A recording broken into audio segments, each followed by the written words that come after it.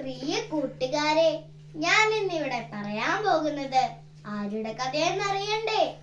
ജീവനേക്കാൾ വിലയേറിയ ശുദ്ധതയെന്ന് പുണ്യം കാത്തു സൂക്ഷിച്ച മാടപ്രാവ്. അതെ, അത് മറ്റേ ആരുമല്ല, വിശുദ്ധ മരിയ ഗുരിയത്തി. ഇറ്റലിയിലെ അങ്കോണയിലെ ചെറിയ ഒരു ഗ്രാമമായ കൊർണാഡോ എന്ന സ്ഥലത്താണ് 1890 ഒക്ടോബർ 16 മരിയ ഗുരിയത്തി ജനിച്ചത്. ലൂയിജി അസുന്ത ദമ്പതികളുടെ 6 മക്കളിൽ മൂന്നാമത്തെ കൊച്ചു സന്താനമായിരുന്നു മരിയ ഗുരിയത്തി. മരിയയ്ക്ക് 6 വയസ്സായപ്പോൾ തന്നെ അവരുടെ സാമ്പത്തിക സ്ഥിതി മോശമാകുകയും അവരുടെ കൃഷിയെല്ലാം വിറ്റ് മറ്റു കർഷകർക്ക് ജോലി ചെയ്യാൻ നിർബന്ധിതരാകുകയും ചെയ്തു. അധികം താമസിയാതെ മരിയയുടെ പിതാവ് രോഗശയ്യയിൽ ആകുകയും മരിയയ്ക്ക് 9 വയസ്സായപ്പോഴേക്കും മരിയയുടെ പിതാവ് മരണപ്പെടുകയും ചെയ്തു.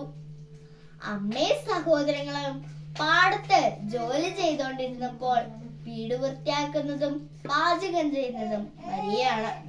വളരെ കഷ്ടത നിറഞ്ഞ ജീവിതമാണെങ്കിലും മരിയയുടെ കുടുംബം എല്ലാവരും വളരെ സ്നേഹത്തോടെയായിരുന്നു ജീവിച്ചിരുന്നത്. ദൈവത്തിലുള്ള അഗാധമായ സ്നേഹവും വിശ്വാസവും അവർ പങ്കുവച്ചിരുന്നു. പിന്നീട് അവർ ലീഫർ എന്ന സ്ഥലത്തോട്ട് താമസം മാറുകയും സെർനലി എന്ന കുടുംബത്തോടൊപ്പം അവരുടെ വീടിന്റെ ഒരു ഭാഗമായി താമസം ആരംഭിക്കുകയും ചെയ്തു. വീട്ടിൽ ഒറ്റയ്ക്കിരുന്ന വസ്ത്രം ധരിക്കൊണ്ടിരുന്ന മരിയയെ സെർനലി കുടുംബത്തിൽ അംഗമായിരുന്ന അലക്സാൻഡ്രോ വന്ന് തന്റെ ഇംഗിതത്തിന് വഴങ്ങാൻ നിർബന്ധിച്ചു. അല്ലാത്ത പക്ഷം അയാൾ കൊന്നുകളയുമെന്ന് ഭീഷണിപ്പെടുത്തി. താൻ ചെയ്യുന്നത് മരണകരമായ പാപമാണെന്നും അയാൾ നരകത്തിൽ പോകുമെന്നും മരിയ പറഞ്ഞു. ഒടുവിൽ കീഴ്പ്പെടുന്നതിനേക്കാൾ മരിക്കാൻ താൻ ആഗ്രഹിക്കുന്നുവെന്ന് മരിയ പറഞ്ഞപ്പോൾ തന്റെ അരയിലിരുന്ന കടാരി എടുത്ത് മരിയ 11 തവണ കുത്തി. വീട്ടിൽ ഉറങ്ങിക്കിടക്കുകയായിരുന്ന മരിയയുടെ അനിയത്തി തെരേസ ബഹളം കേട്ട് ഉണർന്ന് നിലവിളിച്ചു.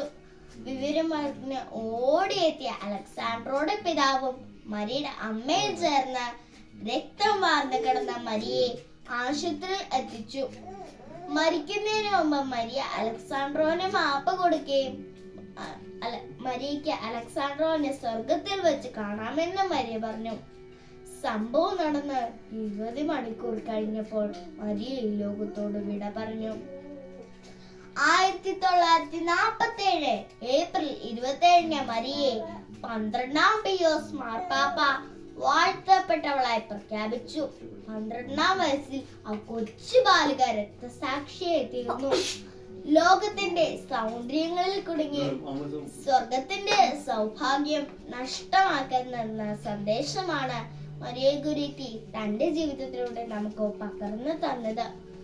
പ്രിയ കൂട്ടുകാരെ, നമുക്ക് മരിയ ഗുരിയത്തിനെ പോലെ വിശുദ്ധിയിൽ വളരാൻ പരിശ്രമിക്കാം. നന്ദി, നമസ്കാരം. ജയ് തിരുവാതിര.